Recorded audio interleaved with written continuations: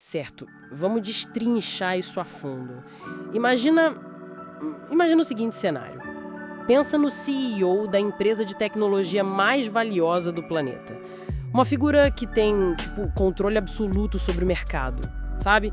Fica lá na cobertura do prédio mais imponente do mundo, com conselhos formados pelas mentes mais brilhantes, ali à disposição 24 horas por dia. É um cenário de controle inquestionável, né? A estrutura funciona com aquela precisão assustadora de engenharia. E bom, esse poder supremo acaba trazendo uma ilusão muito profunda de previsibilidade. Exatamente. Tudo parece estar perfeitamente sob domínio.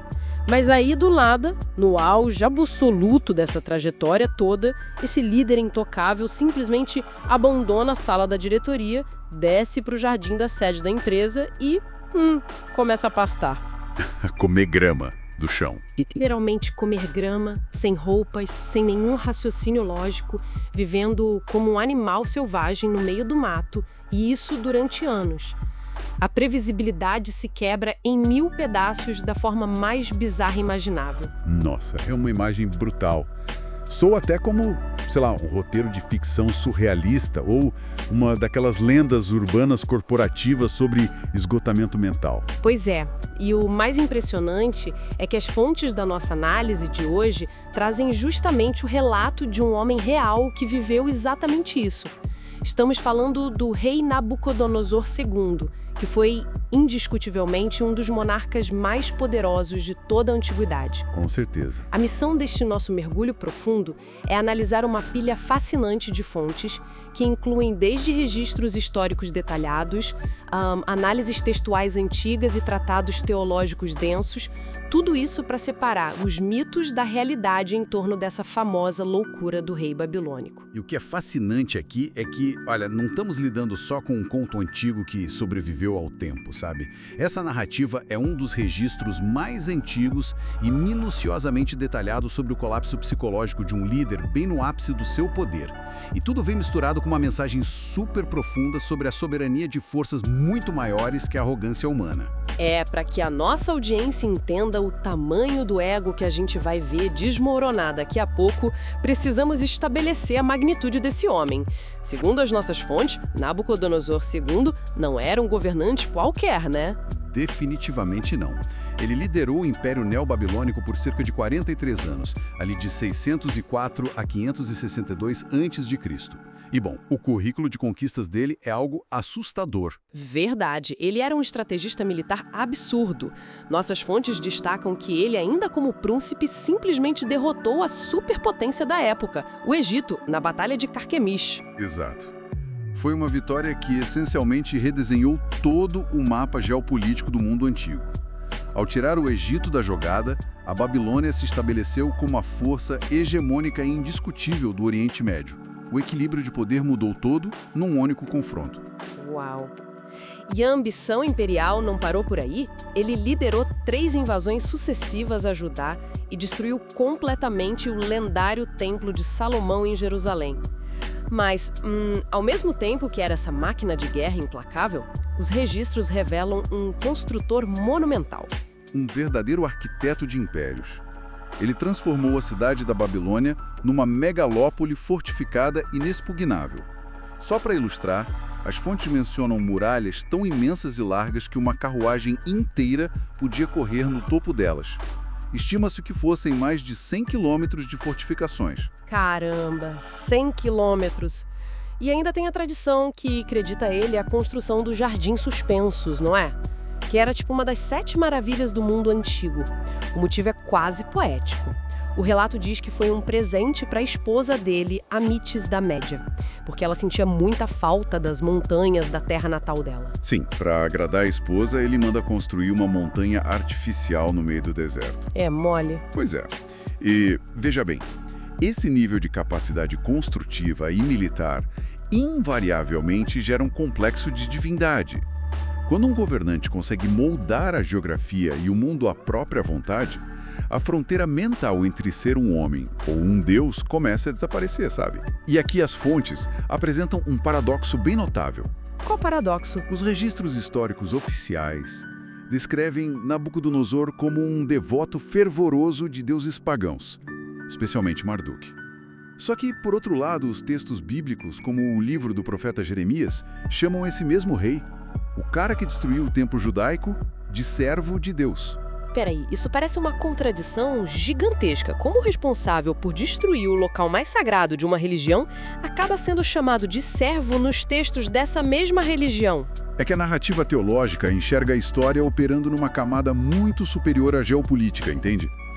O texto não chama ele de servo por devoção religiosa, mas por função utilitária. Ah, tipo um instrumento.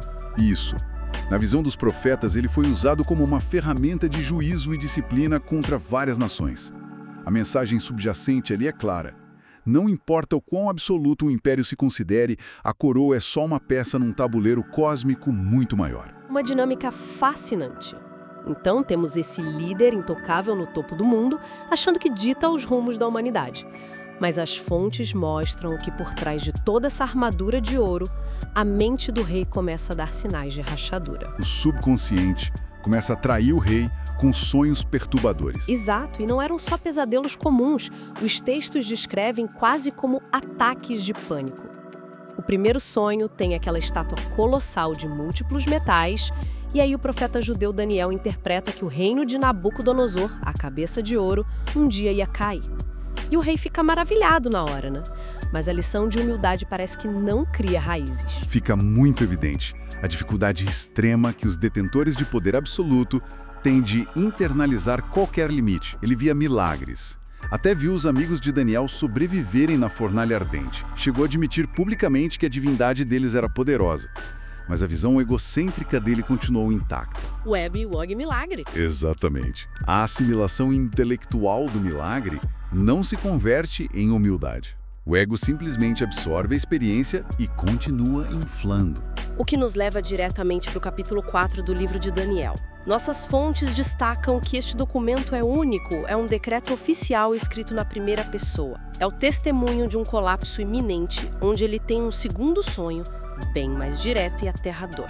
Dessa vez, ele visualiza uma árvore imensa, majestosa, que chega literalmente ao céu e alimenta o mundo todo, uma metáfora botânica clássica na antiguidade para impérios hegemônicos. Mas, subitamente, o cenário desmorona. Um vigilante desce do céu e ordena que cortem a árvore e arranquem os galhos. Só que tem um detalhe super estranho aí. A ordem exige que o tronco, a cepa com as raízes, seja deixada na terra, presa com cadeias de ferro e bronze. Sim, o rei acorda apavorado e convoca o Daniel de novo.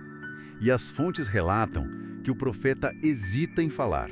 Há um silêncio denso ali, porque Daniel entende o perigo da interpretação. A árvore gigante é o próprio rei. A sentença é que ele será derrubado do trono, perderá a sanidade e viverá com os animais durante 7 tempos. Que seriam possivelmente 7 anos, certo? Isso. A maioria dos especialistas sugere 7 anos. Daniel até aconselha o monarca a renunciar aos pecados, ser misericordioso, tentar evitar a tragédia. E a narrativa concede um prazo de tolerância de 12 meses. Aqui cabe uma reflexão importante. Se alguém que já provou que acerta previsões te avisa que um líder vai literalmente perder a sanidade, como é que esse líder não muda de atitude na mesma hora? Bom, se a gente conectar isso a um panorama maior, a psicologia do poder explica muito. O prazo de 12 meses mostra paciência narrativa, uma janela para mudança. Mas sob uma lente comportamental, isso ilustra como o sucesso contínuo é um anestésico. Ah, tipo, se não deu problema logo no dia seguinte, eu tô salvo? Exato. Quando o líder não sofre consequências imediatas, a tendência é desacreditar do aviso. O conforto do palácio silenciou o terror do pesadelo.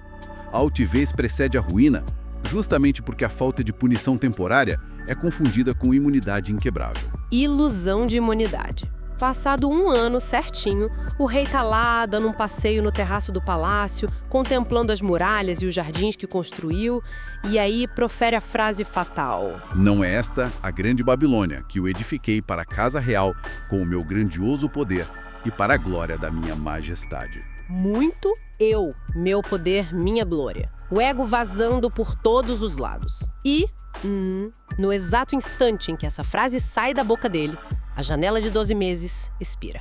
A transição é fulminante. A voz desce do céu, a autoridade é revogada e a sentença se cumpre na mesma hora. Não foi um declínio cognitivo de semanas, foi um rompimento psiquiátrico imediato. E aqui a coisa fica realmente interessante, porque as nossas fontes servem para limpar alguns mitos de sermões populares. Sabe aquela imagem clássica de que o corpo do rei se transformou num bicho? Que cresceram penas de águia e unhas de gavião? Sim, muita gente visualiza quase uma cena de filme de terror fantástica. Pois é. Mas as fontes destacam fortemente que ele não se transformou fisicamente num animal. Não virou um lobisomem babilônico. Nenhuma mutação genética ocorreu. O crescimento bizarro dos cabelos e das unhas é só consequência visual óbvia de um ser humano que teve um colapso mental severo, perdeu toda a capacidade de higiene e passou a viver ao relento. Exato. A condição clínica sugerida é a boatropia ou licantropia clínica, né? Isso. Um distúrbio raríssimo onde o indivíduo acredita genuinamente que é um bovino. A pessoa adota a postura, a vocalização e a dieta de um animal de pasto. A mudança foi no coração, que era o termo antigo para a mente racional. E isso entra numa questão fascinante. Tem gente que acha que ele comia capim com a mente humana intacta, tipo chorando por dentro de saudade das festas no palácio. As fontes refutam isso com muita força, não é? Totalmente. A essência do castigo para aquele nível de arrogância não era manter a consciência. O objetivo era destruir a própria capacidade de entender o que é o poder. A mente humana foi suspensa. Ele não fazia ideia de que era um rei sendo castigado. É o rebaixamento definitivo. E o terror filosófico da punição é esse apagão cognitivo. Transformar o arquiteto do mundo num ser incapaz de compreender uma maçaneta. E por não ter racionalidade, o tempo de 7 anos era pré-determinado. Não dava para ele se arrepender estrategicamente no meio do processo para encurtar a pena, sabe? Porque não tinha cérebro humano ali para tomar a decisão de se arrepender. Exato. O relógio tinha que correr até o último segundo. Mas voltando ao sonho, tinha aquele detalhe do tronco preso com cadeias de ferro e bronze. As fontes mostram que essas cadeias significavam que a máquina estatal, o império, ficaria protegido. O trono não seria usurpado até o castigo acabar. E aí chega o momento em que o relógio zera, o que nos leva ao despertar do rei. O texto bíblico diz que, ao fim daqueles dias, ele levanta os olhos ao céu, o entendimento retorna e ele bendiz o Altíssimo. A ordem cronológica aqui é crucial. É o grande pilar do debate teológico. A devolução da sanidade foi um ato unilateral. Ele não voltou a pensar como homem porque exaltou a Deus. Ele só exaltou a Deus depois que a sanidade foi devolvida a ele. O entendimento volta, e a primeira atitude racional dele é admitir a pequenez diante do universo. E logo depois os conselheiros vão lá no pasto, buscam ele, e ele é restabelecido no trono, emitindo um decreto de que Deus pode humilhar quem anda na soberba. Então, o que tudo isso significa na prática? Porque temos esse documento em primeira pessoa louvando a Deus, mas os arquivos do Império dizem outra coisa. Bom, isso levanta uma questão bem importante. As fontes de análise histórica apontam que os registros oficiais, em escrita cuneiforme, continuam descrevendo Nabucodonosor como um construtor e devoto do deus pagão Marduk até a morte dele, aos 70 anos. A história secular não confirma a conversão monoteísta genuína. Mas isso não enfraquece a lição principal da narrativa, digo, ele ter mantido um sincretismo religioso ou algo assim. Na verdade, não diminui o impacto. Independentemente da teologia final dele, o evento prova que todo reino humano é frágil. A soberania divina ou as forças da história simplesmente não se curvam a tiranos. E as máquinas de propaganda estatal da antiguidade nunca iam registrar num obelisco oficial que o rei invencível comeu grama por 7 anos. Ah, com certeza. A omissão faz todo o sentido político. Mas para quem nos ouve, a lição é super desconfortável e atual. A gente vive numa época onde a autoexaltação é quase regra, né? Todo mundo dizendo, eu edifiquei, eu fundei, eu fiz meu império. A história do Nabucodonosor é um antídoto brutal contra a nossa arrogância moderna. Serve para nos lembrar que as nossas faculdades mentais e emocionais e nossas posições não são fortalezas impenetráveis. Elas evaporam num piscar de olhos. A verdadeira sanidade começa com humildade, esse mergulho profundo. As fontes dizem que o reino foi preservado por 7 anos. Os conselheiros só o buscaram quando ele melhorou. Isso nos obriga a pensar quão inquebrantável era a estrutura e o sistema de poder desse império. Capaz de funcionar perfeitamente sem o líder supremo. Exato. Guardou o trono por quase uma década para um homem que estava em estado animal. O que isso nos diz sobre a diferença entre o poder de um indivíduo e as máquinas de poder que construímos ao nosso redor? Atrás de todas as fortalezas, a mente humana continua sendo, inegavelmente, a peça mais frágil de todas.